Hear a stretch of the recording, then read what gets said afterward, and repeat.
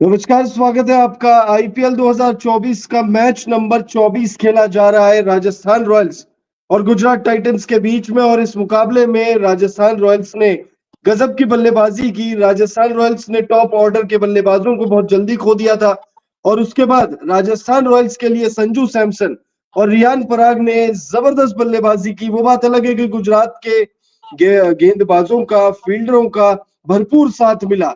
इस मैच पर अब तक जो घटा है, जो 20 ओवर का खेल हुआ है, उस पर चर्चा करने के लिए हमारे साथ आज मौजूद है अभिषेक सर।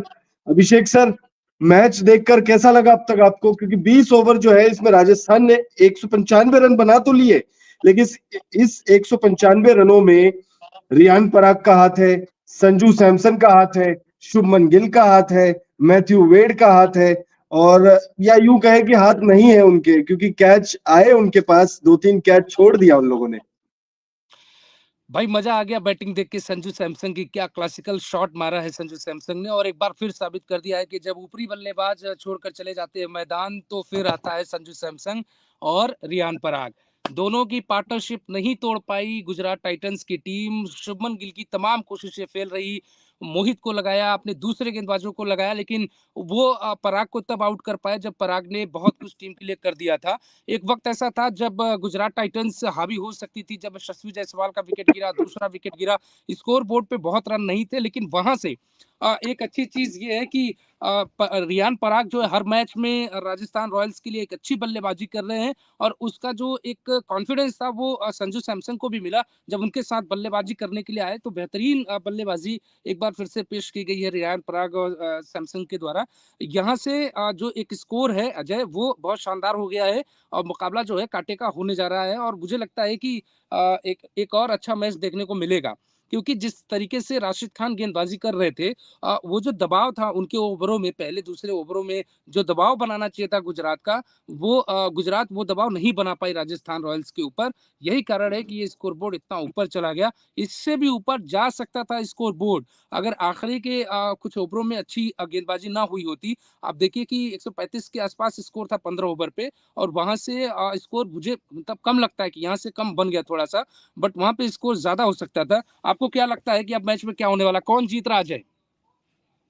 देखिए, राजस्थान रॉयल्स अपने घर पर खेल रही है और इस मुकाबले में देखिए, जो पिच रिपोर्ट हमने करी थी, जो तमाम वीडियो हमने बनाए अब तक, तो वो राजस्थान के ही फेवर में है। और राजस्थान रॉयल्स एक जो मेन और रीजन है जिस वजह से जीतेगी ये मुकाबला, अकॉर्डिंग टू मी, उसके जो मेन रीजन मुझे लगती है वो है कि शुभमन गिल की जो टीम है, वो इस समय बैकफुट पर पहले से ही आ गई है। टूर्नामेंट जब से शुरू हुआ, हम देख रहे हैं कि लगातार शुभमन गिल की टीम, शुभमन गिल कॉन्फिडेंस नजर नहीं आ रहे। उनके डिसीजन मेकिंग जो एबिलिटी है, उसमें थोड़े से सवाल उठने लगे हैं। बहरहाल, मैच तो जब जीतेगा कोई तब जीतेगा। उससे पहले आपको 20 ओवर में अब तक क्या क्या हुआ है वो बता देते हैं। तो टॉस जो है गवाकर राजस्थान रॉयल्स को बल्लेबाजी करनी पड़ी, और राजस्थान रॉयल्स के लिए यशस्वी जायसवाल और जॉश बटलर की जोड़ी ने ओपनिंग करी। यशस्वी जायसवाल जो है, जॉश बटलर पहले ही आउट हो गए थे, और उसके बाद यशस्वी जायसवाल ने उनके जाने के बाद थोड़ी देर तक मोर्चा संभाला। 19 गेंदों का सामना किया, 24 रन बनाए उन्होंने 126.32 की स्ट्राइक रेट से, 5 चौके लगाए, और जिस गेंद पर ये आउट हुए उससे एक गेंद पहले उन्होंने एक शानदार चौका लगाया था। बहरहाल, वो आउट हो गए। अब उस पर बाद में हम चर्चा करेंगे कि क्या गलती हुई, उनसे नहीं हुई। एक वीडियो भी हम आप लोगों के लिए लेकर आएंगे। जॉश बटलर की बात करें तो 10 गेंदों में 8 रन बनाकर वो आउट हुए। रियान पराग की तो जितनी तारीफ की जाए उतनी कम है। 48 गेंदों में 76 रनों की शानदार ताबड़तोड़ पारी खेली है। 150 से ऊपर का स्ट्राइक रेट है, माफी चाहूंगा, 150 से तो बहुत ऊपर है। 158.33 की स्ट्राइक रेट है, 3 चौके और 5 छक्के। अभिषेक सर, इस सीजन में अगर मैं बात करूं रियान पराग की, तो रियान पराग पिछले कई सीजन से लगातार ट्रोल हो रहे थे। कोटा का प्लेयर बताया जा रहा था इन्हें कि भाई कोटा के तहत खेल रहे हैं ये राजस्थान रॉयल्स में, और इस सीजन जो है इन्होंने मतलब धागा खोल दिया। और सबसे बड़ी बात यह है इनकी पारी में, हालांकि इनको 2 जीवनदान मिले, 2 जीवनदान मिले इनको, और जिस गेंद पर ये आउट हुए उस पर भी सवाल उठेंगे कि पैर लगा था नहीं लगा था। हम लोग स्टूडियो में भी मैच देख रहे थे तो हम भी आधे लोग बैठ गए थे कि पैर लगा है नहीं लगा है, वो अलग मसला है। लेकिन किस्मत का भी साथ मिल रहा है, और मेहनत भी रंग ला रही है और चौके से ज्यादा छक्के लगा रहे रियान पराग। सोचने की क्या बात है, मिचेल स्टार्क को देखिए कितने महंगे खिलाड़ी थे, क्या करके लाई थी टीम उनको, उनके साथ क्या हो रहा है। जितने भी महंगे खिलाड़ी उनका हाल देखिए। जो आईपीएल का एक जो ट्रेंड आप देखेंगे कि जिन पे सबकी नजर होती है वो फ्लॉप हो जाते हैं, और जिनको लगता है कि यार ये कुछ नहीं कर पाएगा वो कमाल कर जाते हैं। रियान पराग के बारे में कितनी बातें हुई, कोई भाव नहीं दे रहा था, तमाम चीजें हुई। रियान पराग ने एक दो ऐसी बातें कही थी जिससे लोगों को लगा था कि शायद रियान पराग वक्त से तेज चल रहे हैं। लेकिन रियान पराग ने जो इस पूरी सीरीज, इस आईपीएल में जो बैटिंग की है टाटा आईपीएल 2024 में, वो बेहद शानदार है। और निरंतरता जो उनकी बल्लेबाजी में दिख रही है, ये कारण है कि राजस्थान रॉयल्स लगातार जीत भी हासिल कर रही है। उसमें रियान पराग का बहुत बड़ा रोल है। आपको याद होगा वो मैच जिसमें सभी बल्लेबाज जल्दी ढेर हो रहे थे, उसमें रियान पराग ने जो बल्लेबाजी की टीम को जीत दिलाई। तो राजस्थान रॉयल्स के लिए तो अभी आप कह सकते हैं कि पहले दूध लिया फिर मक्खन निकाला, अब पहले मलाई निकाली फिर मक्खन निकाला, और मक्खन के बाद भी वो छाछ बना रहे हैं। तो वो रियान पराग उनकी जो उनके लिए साबित हो रहे हैं, वो बेहतर साबित हो रहे हैं, और यही कारण है कि 196 का स्कोर बन पाया। मैं वही चीज कह रहा हूँ कि राशिद खान का अगर ओवर आप निकाल दें, अगर राशिद खान के ओवर में भी 40 रन बन जाते तो टीम 220 होती, क्योंकि बाकी गेंदबाजों को देखिए, उमेश कुमार ने 47 रन लुटाए, मोहित शर्मा बहुत महंगे साबित हुए, हर गेंदबाजों की खूब पिटाई हुई। राशिद खान ने गुजरात की थोड़ी इज्जत बचाई है। अजय, बिल्कुल, जैसे अभी आप कह रहे थे कि हर गेंदबाज की पिटाई हुई है, तो निश्चिंत रहिए, आप लोग को बताएंगे कि किस गेंदबाज की कितनी पिटाई हुई है। अभी हम रियान पराग पर चर्चा कर रहे थे, अब चर्चा कर लेते हैं थोड़ी देर संजू सैमसन पर। 38 गेंदों में 68 रन बनाकर वो नाबाद लौटे हैं। Strike rate 178.95।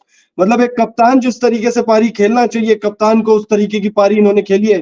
7 चौके और 2 सिक्स इनकी पारी में हमें देखने को मिला है। गेंदबाजों की बात करें तो गेंदबाजों में नूर अहमद ने 4 ओवर में 43 रन खर्च किए, विकेटलेस रहे, 10.80 की इकॉनमी। हम गेंदबाजों पर चर्चा करें उससे पहले थोड़ी देर चर्चा कर लेते हैं हम संजू सैमसन पर।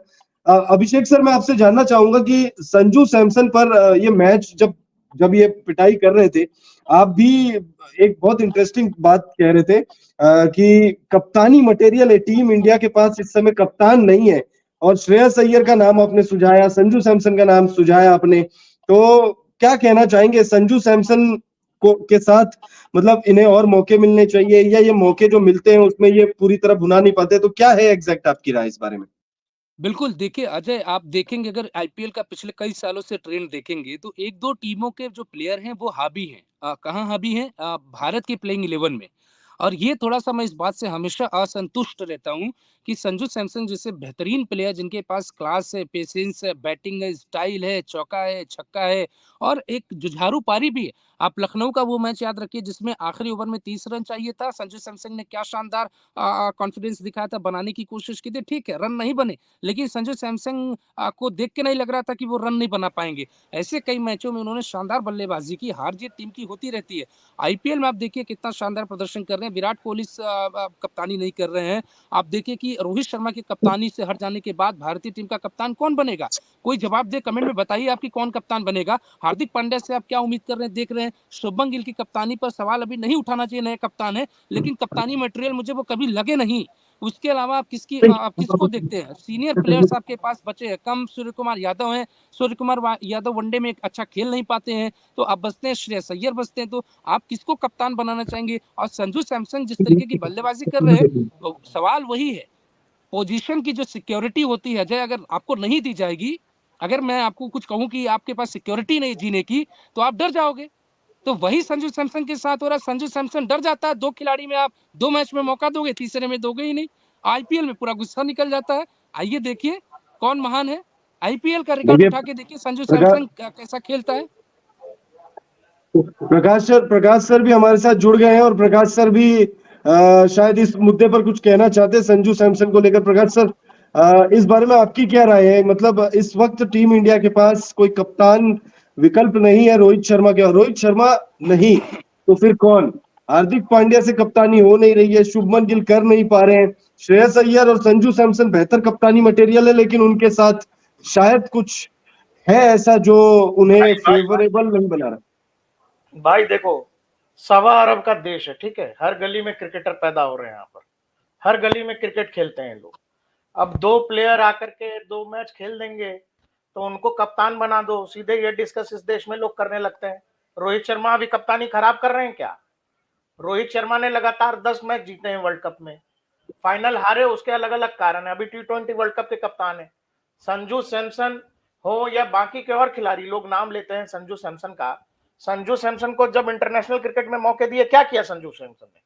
कोई रोक रहा था क्या उनको? बैट पकड़ के कोई बैठ रहा है उनका कि नहीं नहीं मैदान में जाइए, लेकिन आपका बैट हम पकड़ लिए, बैटिंग बैट नहीं चलाने देंगे?